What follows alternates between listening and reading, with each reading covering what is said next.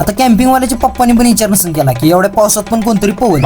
राम मंडळी आता काळात न उठल्यासारख्या पावल्या पोटात कावळ्यांनी पण डान्स चालू केला होता. मग काय म्हणून मावसोबत जेवायला बसलो. ती पण म्हणत होती मालक हाडकं फोडणार का. मी म्हणलं नाही ग बाया, आज माझा शनिवारी नाही तर ते पण फोडलं असतं. कंटिन्यू. आता आमच्या सोबतची खोंड पण लयच तारट होती. आता डिस्को डान्सरला पण लाजवलं असतं एवढं तर स्टेपनी नाचत होती.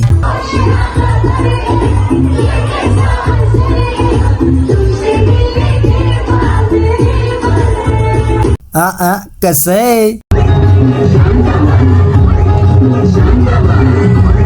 सगळ्या मेंबरनी नुसतं जाळण दूर संघच काढला होता. नाचून नाचून सगळ्याचं पायाचं तुंतून झालं हो. टांगा पलटी घोडे फरार झाली सगळी. मग काय थोड्या वेळात हे मॅडम आलत्या. एक नंतर पण जागणाऱ्या घुबड समिती सोबत लाईव्ह सिंगिंगची मजा घेतली. त्यात पण आमच्या मेंबरचा बाथरूम सिंगर बाहेर होता. त्याला म्हणलं गप बाबा नाही तर ती तुझं गाणं ऐकून गिटारच पिकून हानी. हे सगळं जाऊन द्या पण हे मॅडमचा आवाज लयच भारी होता राव.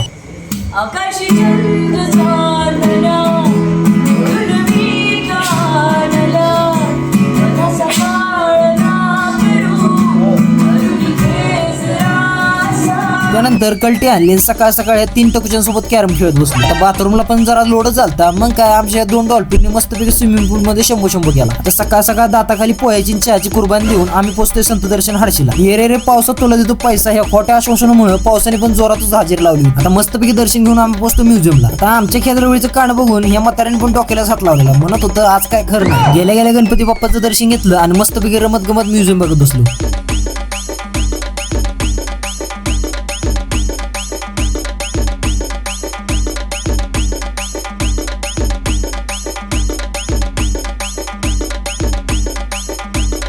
आता या काकाला अचानक बघून आमच्या मेंबरच्या तर कपाळातच गेले.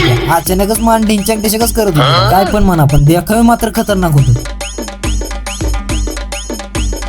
आता माघारायला आमच्या अॅनिमल गँग मधल्या 2 मेंबरचा प्रकट दिन साजरा केला आणि मनोमावला गुदगुल्या करून रूमला गेलो. चला मस्त गेला आजचा दिवस, भेटूया उद्या.